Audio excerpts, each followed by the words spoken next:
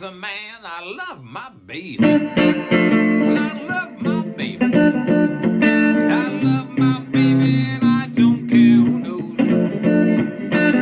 Well, I may be a little bit jealous. You know the reason why. If I don't love my baby, I declare to make it and I hope to die. Like a baby loves his candy, like a prospector loves his gold, like a hound dog loves a rabbit, like a gopher loves his whole life. I love my baby.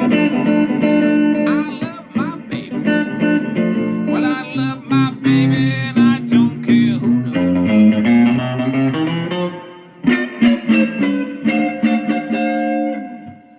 Howdy, folks. Bluesboyjag here. Yet another 6-string guitar review. This is a Firefly slash Grote, Grote. Same company. I did a review of a similar guitar yesterday, and that guitar was the same design, which is a copy of a Gibson ES-125T. The T meaning thin body. This is a single pickup version of that same guitar. That is a P90 pickup. It's a beautiful guitar. It's got a great tone, great finish. I really like the colors, and it sounds amazing. So, let me tell you a little bit about this guitar. This guitar was manufactured in China. I bought it a few years ago during COVID, and it was $169, and they're still $169. The website is guitarsgarden.com. Guitars Garden, all one word. Guitars and then the word garden.com. And they've got a whole bunch of different models that emulate or copy other popular electric guitars from the past, I don't know, 50, 60 years. And I just happened to see this one online. Somebody posted it on Facebook, and I went to their website and checked it out. And I always liked the design of this guitar. And it was super cheap, so I figured, what the heck? I'm stuck at home during COVID, making a whole bunch of cigar box guitars, and I figured this would be a good time to kind of experiment with adjusting a guitar that's just say maybe not very expensive. A lot of people are picking up these cheaper models because you can buy parts pretty cheap online if you need to replace any parts.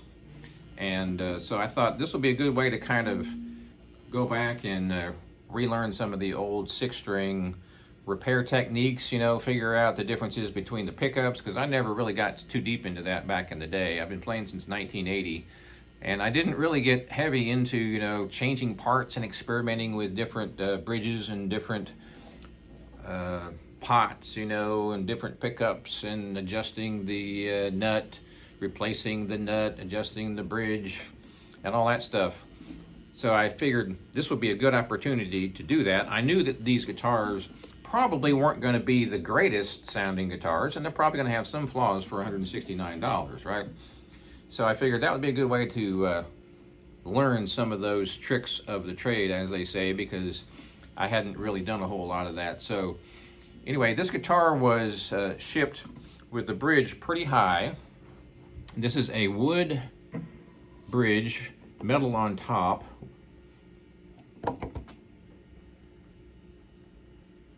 And I had to grind that down with a Dremel to lower it. And I had to do it with the strings on, which means I loosened the strings, and then I took the bridge off and I ground the bridge down just a little bit lower. It does have an adjustable raise option there, adjustable height. If you turn these screws there on the ends. So you can turn them with a tool going straight through, or you can use your fingers here. But of course, once you get a lot of tension on the strings and you get it tuned up, then you can't really adjust it this way. It's not the greatest design for a bridge, but it works just fine. It took me a while to get this perfectly intonated and figure out exactly where the bridge should go. I did have to put a little bit of double-sided tape here, which I didn't do a good job of covering up right there, because the pick guard rattled a lot, which was driving me crazy. The P90 that it came with is a decent P90. It's not amazing. And I raised the pole pieces. If you've seen my other video I shot a couple of days ago, I talk about raising these pole pieces up pretty high because they were sunken into the pickup, which is normal. I've seen these other P90s where those pole pieces are pretty much barely above the top of the pickup, and that's how these were, which were way too low. They were way too far away from the strings. Now, this took me a long time to figure out. I knew what I needed to do, but I had to do it real slow and step by step to set the bridge height.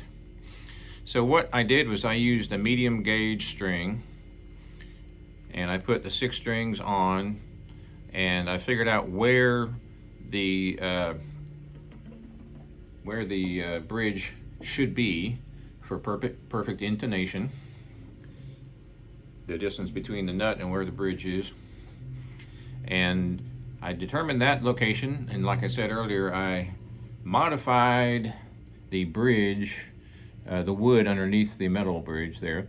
I lowered that down, and I had to scallop it. I had to make it kind of curved because the body of the guitar is curved.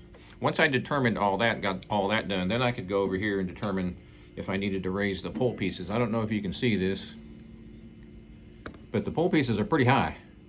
And just like the review I did on the other 125T, I had to raise them up pretty high to get closer to the strings so that you could get decent volume. Now, the farther away the pole pieces are from the string, the lower your volume and the less bright they are. So if you like a jazz tone, then you probably want to lower these. But these are way higher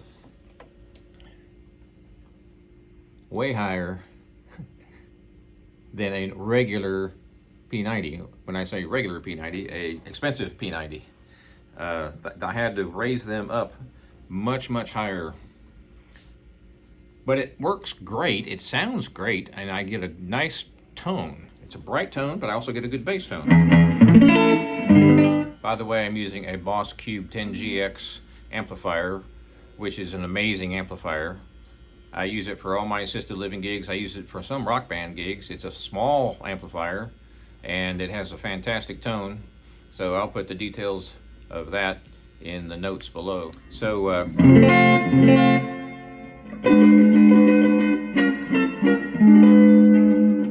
got the distortion up at about 50%, and I've got the distortion set on the lowest distortion.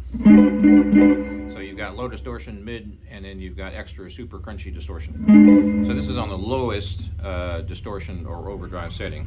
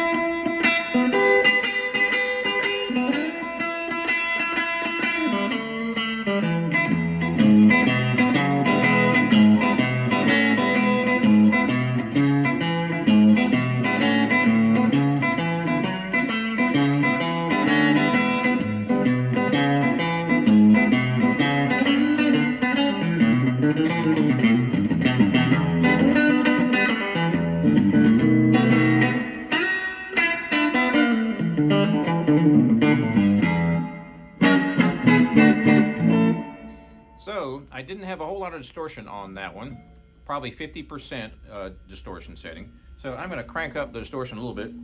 I had to move my amp farther away because I didn't want the amp volume to overpower my voice, which it probably probably did anyway. So I'm going to increase the distortion or gain by about 25%.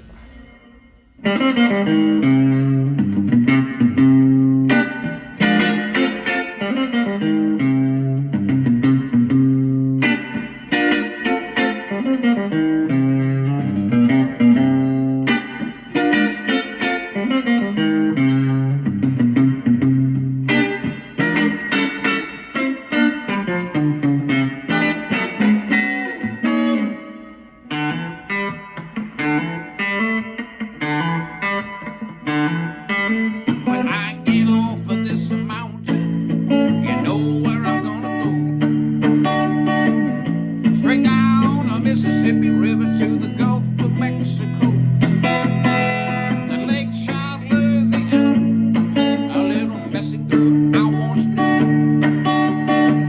She told me just to come on by if there's anything that she could do.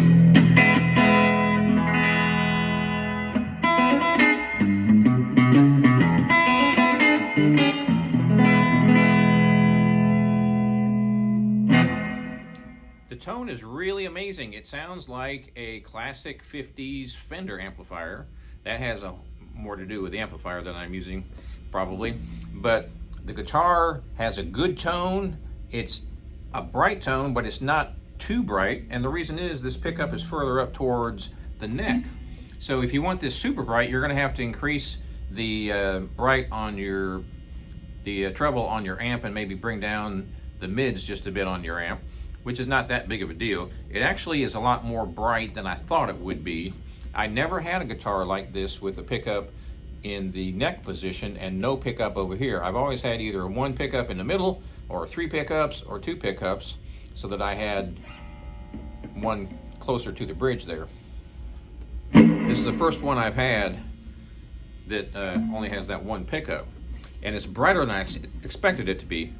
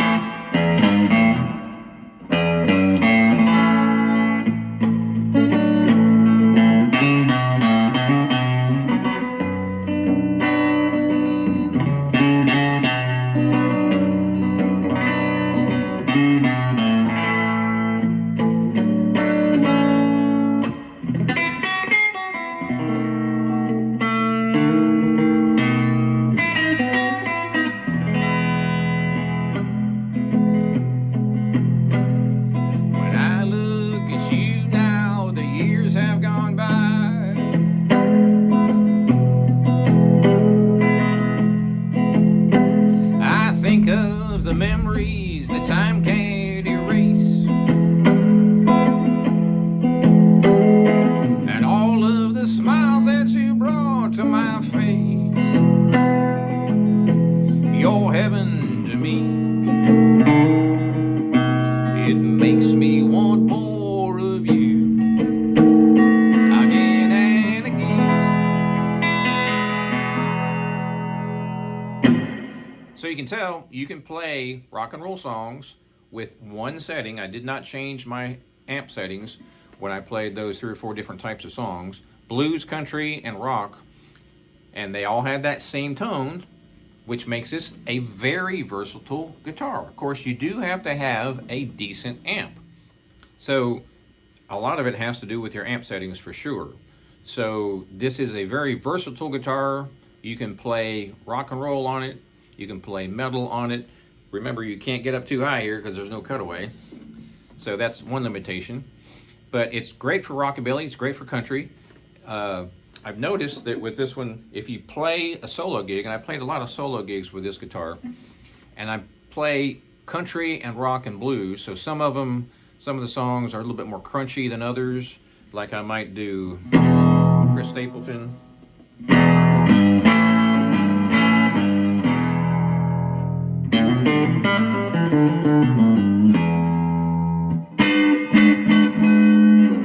Or I might do The Band.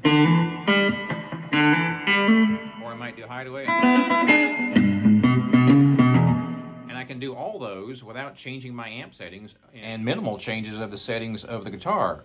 It's only got one volume and one tone, so if you wanted to play more of a mellow kind of bluesy thing,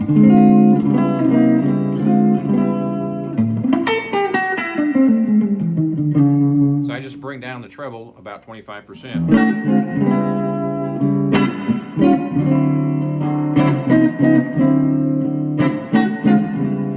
So that works great. If I want to play rock and roll, I just turn the tone all the way up and the volume all the way up. I might have to tweak my amp just a bit. I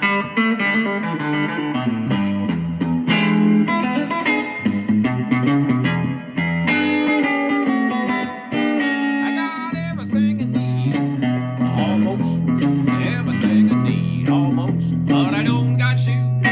You're the thing I need the most.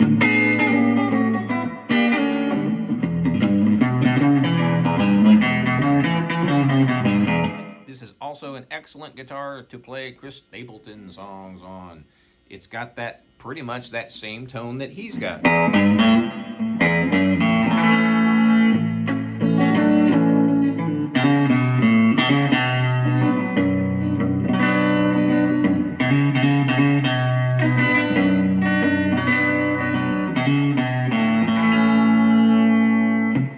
So I've played blues, rock, and country, but I haven't really played super distortion guitar.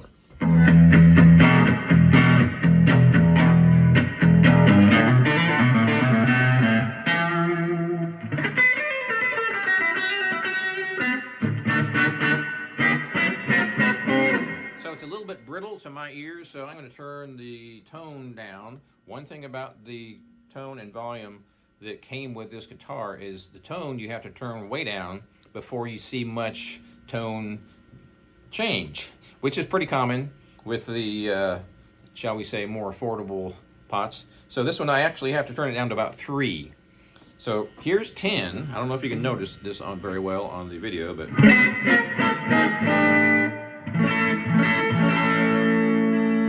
and here's 7.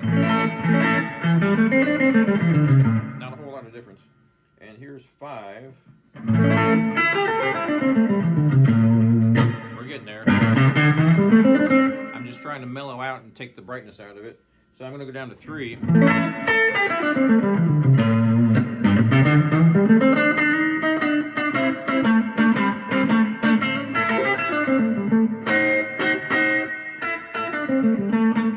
All right, here's 0.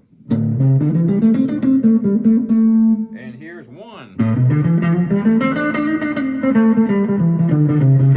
So that would be your jazz setting. So I'm going to turn my volume up on my amp just a bit so you can hear it just a bit better. I'm going to turn my mid down just a bit and pretend like I know how to play jazz.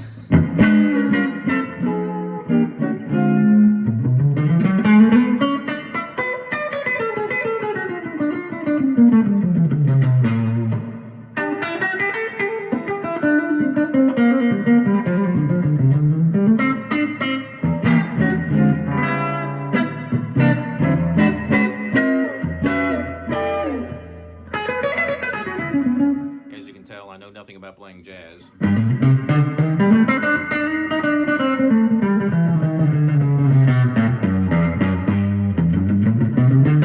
Sounds really good.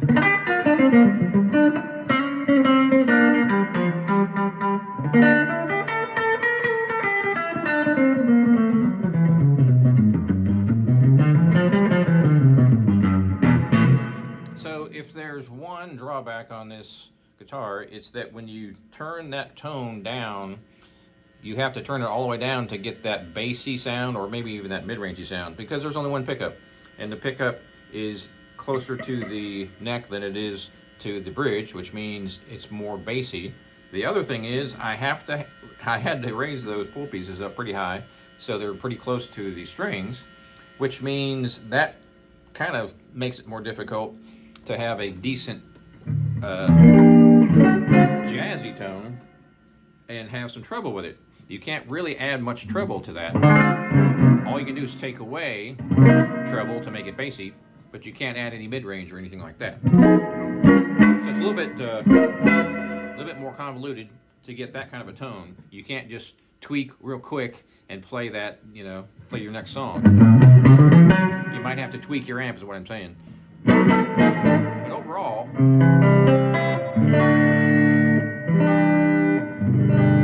for $169 and replacing this pickup, which I think cost me about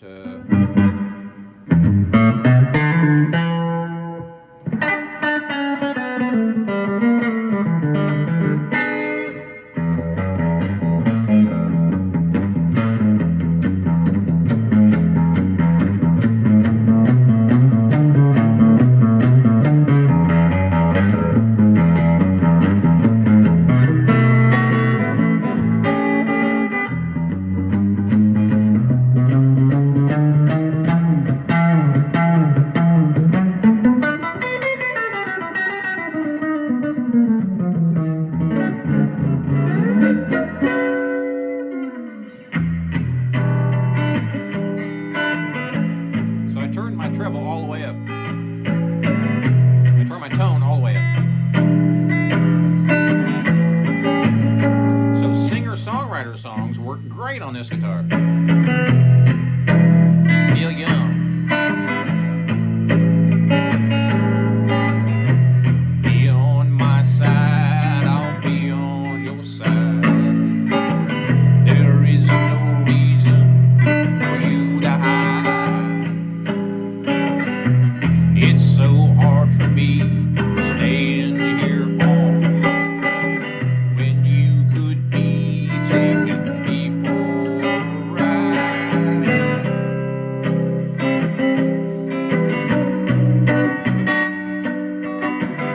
She could drag me over the rainbow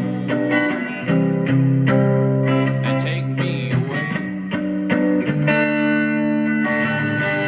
down by the river. I shot my baby.